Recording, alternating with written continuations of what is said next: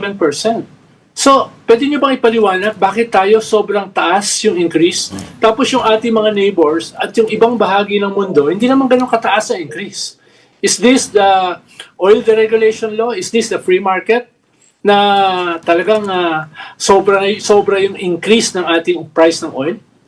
Yun po, sa bakit ganun kataas yung increase ng oil prices natin is mga oil companies po natin yan pwede tanungin. So, ang nangyari po kasi sa atin, we went to the extreme. Dati po kasi, so nakita natin, nagkaroon po tayo ng bad experience with governance, especially during yung dictatorship po, no, nung before 1986. So, we went to the extreme side of the equation.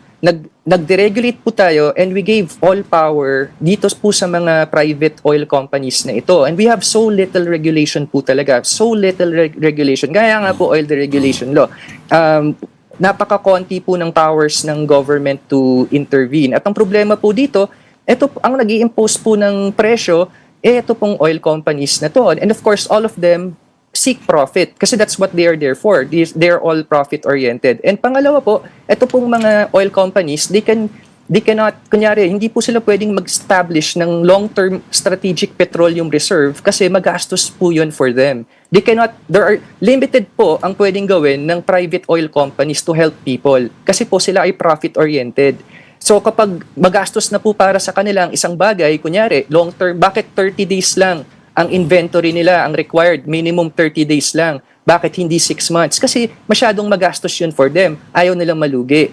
Kaya limitado lang po ang pwedeng gawin ng private oil company. So ang kailangan natin hybrid system na mag-reintroduce naman po tayo ng some government regulation sa energy industry. Kaya para po kailangan po 'yun eh. Kaya po pumapasok ang gobyerno para po tumulong sa taong bayan. Kung ano yung hindi kayang gawin ng private sector dahil magastos para sa kanila,